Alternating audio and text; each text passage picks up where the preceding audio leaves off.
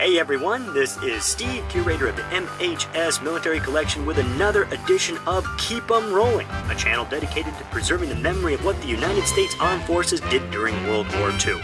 Now my goal, as always, is to share with all of you unique items from my collection, new acquisitions, to offer preservation tips, and to take you all on the occasional outside collecting adventure and visit to historic sites that focus on our country's military heritage. Now I do want to apologize. I've stated before that I'd like to do one episode a week, and last week I ran into some technical difficulties which forced me to skip that week's episode, but the good news is we are now back on track. So once again, welcome to Keep 'em Rolling. Well, here we have a fresh out of an estate sale find. I was able to go to a rather decent estate sale this morning. I went with a friend of mine who turned me on to it, and unfortunately that friend collects the exact same things I do. So I went more as his wingman and moral support, if you will, just because he gets first choice. He found out about the sale. He didn't have to invite me, but he was nice enough to do it. So just, that's the rule of the game, is he gets first choice of everything. I'm glad I went along because, well, we were the first two in line, and we talked to the person running this sale who told us the military stuff was both upstairs and downstairs. So when the door finally did open, and there were probably 20 or 30 people behind us by that point, he broke left and went to the bedrooms. I broke right and went to the kitchen, down the stairs to the basement, and we were able to pretty much get our hands on every piece of militaria in the house, which was brilliant.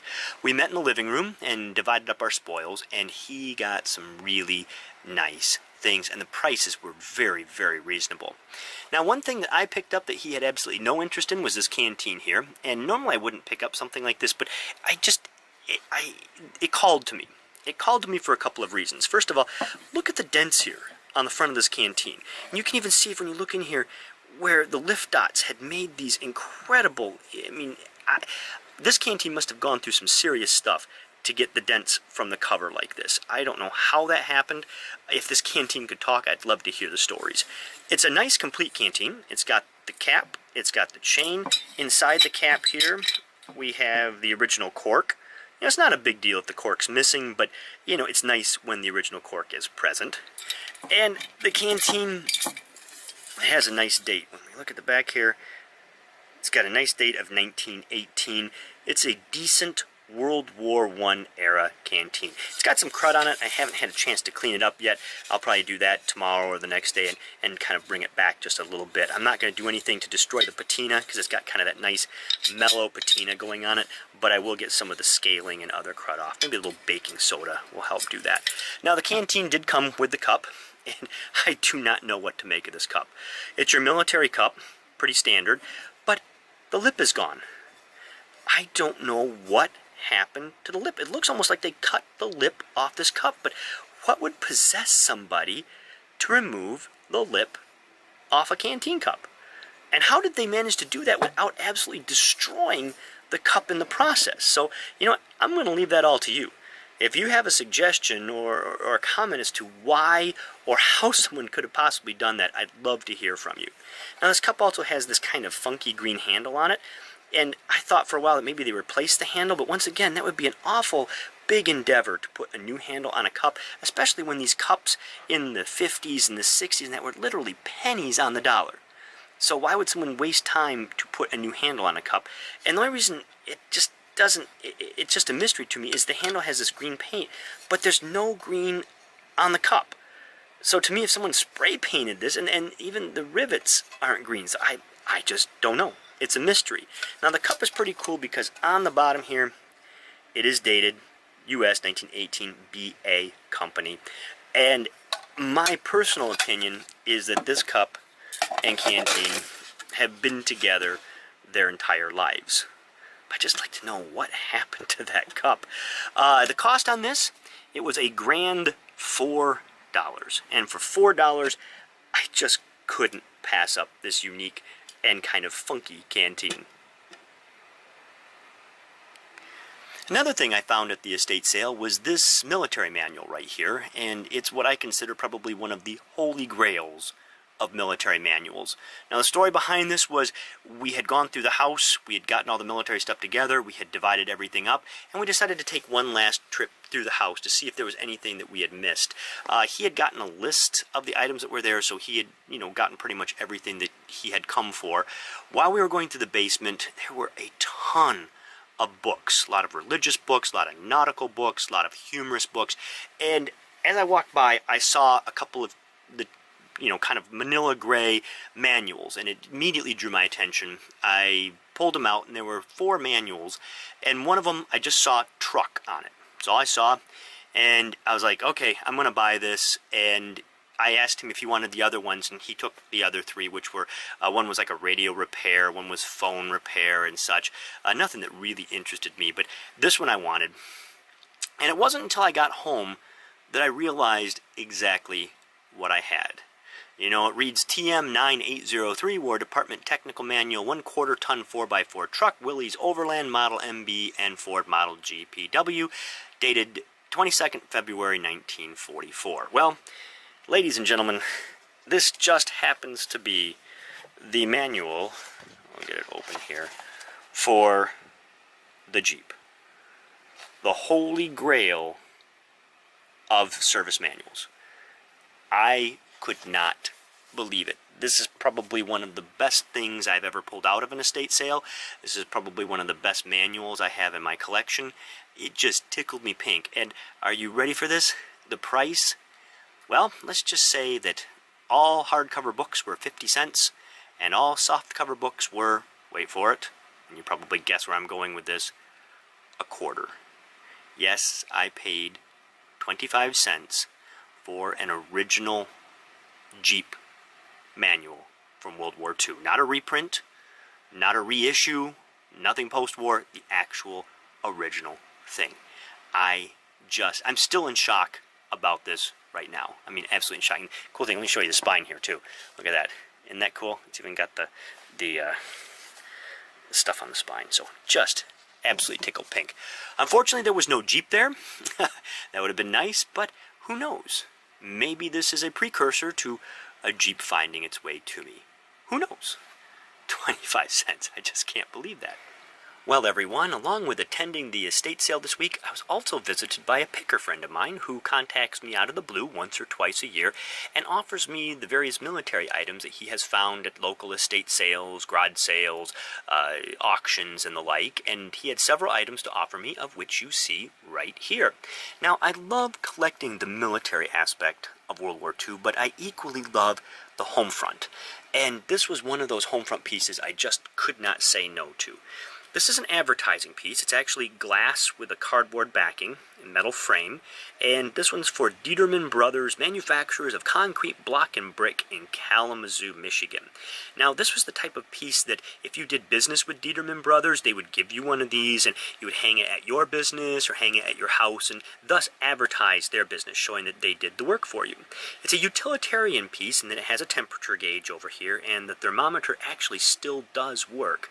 Now, what's cool about it is the patriotic nature of this piece. It's clearly World War II Homefront, and what you have is you have this kind of silhouette of the intrepid pioneers. You have the scout here in the front, and then the covered wagons coming up in the rear here, and they're fulfilling the manifest destiny, traveling across the country from the east coast to the west coast. And this is actually, the silhouette is actually painted on the reverse side of the glass. So it's just very beautiful. Now, down here in the bottom, you have this very patriotic Land of the Free in red, white, and blue. And what it is the Land of the Free is actually on the glass, and then the red, white, and blue is on the cardboard behind the glass. So pretty clever design.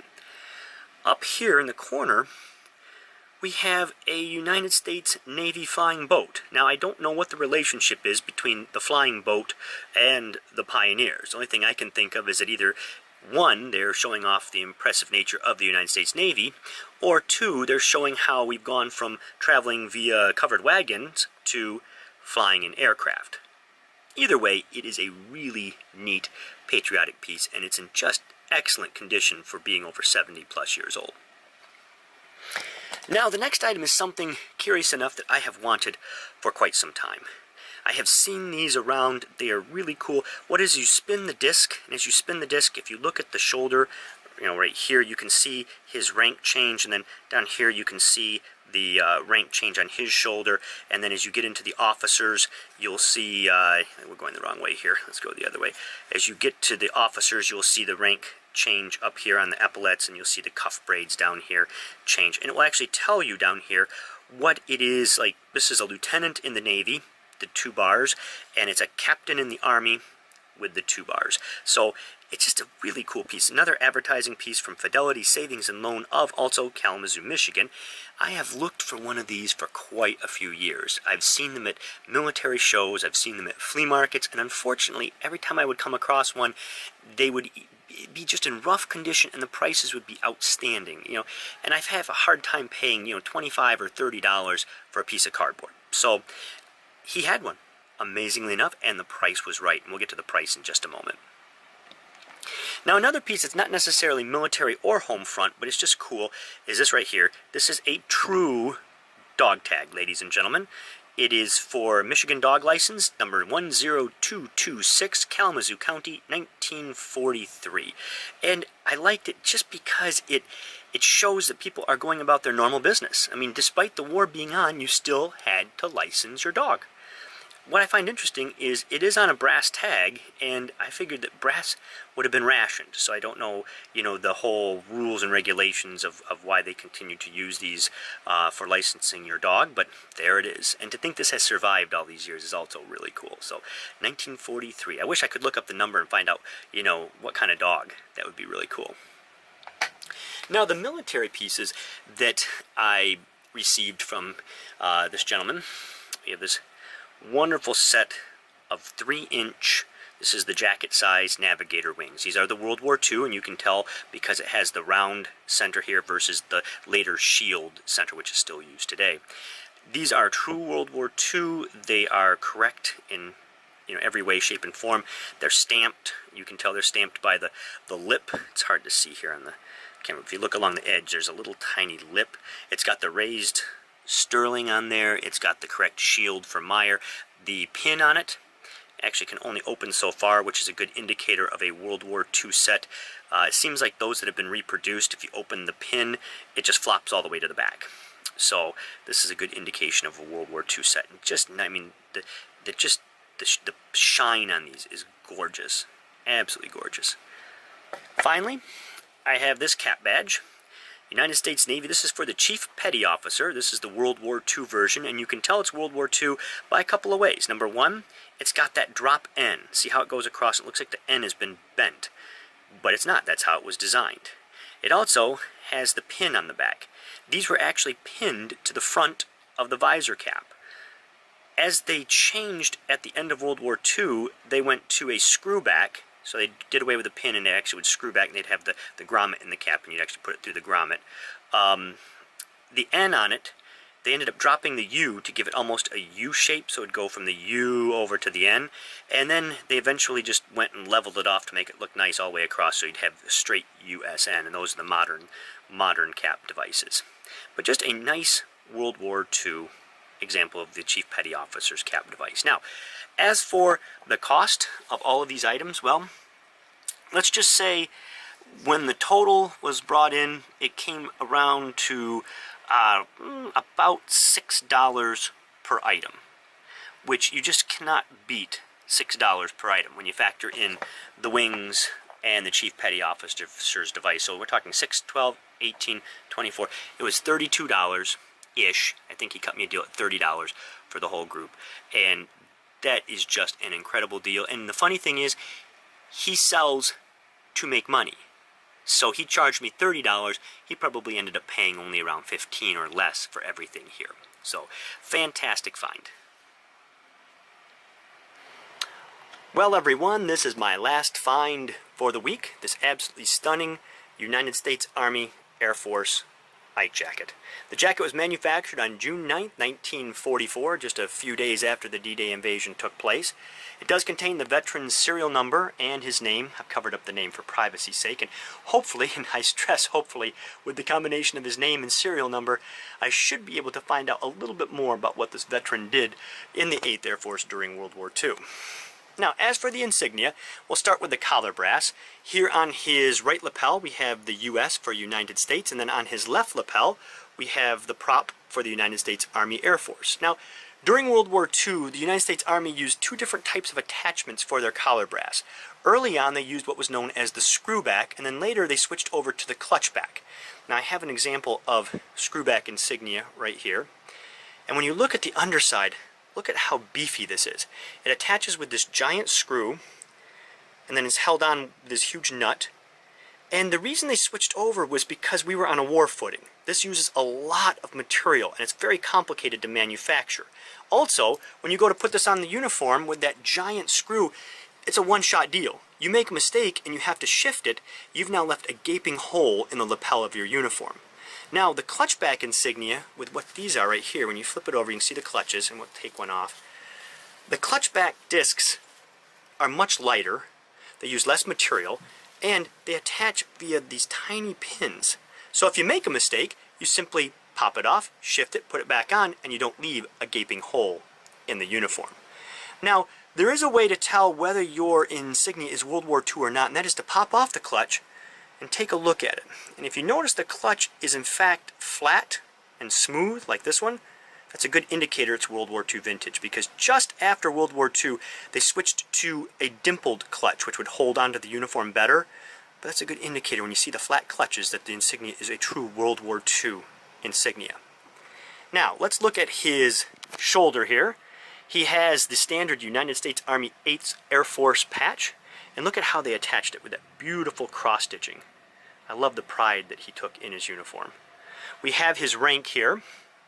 It's felt, and it's kind of that raised felt, if you will, and it's for the Tech Sergeant 2nd grade. We have one on his left sleeve, and then, of course, one over here on his right sleeve. Down on his cuff, we have his overseas bars. Each bar represents 6 months of service overseas for a grand total of 2 years. And you know, this just blows my mind that this guy was away from his family overseas for 2 years. Now this doesn't count his training stateside, which could have been 6 months to a year stateside, which would give him 3 years away from his family. It just blows my mind. Now we switch up here to his right breast. We have the discharge insignia, aka the ruptured duck. And we have his Distinguished Unit Citation with Oak Leaf Cluster, known today as the Presidential Unit Citation.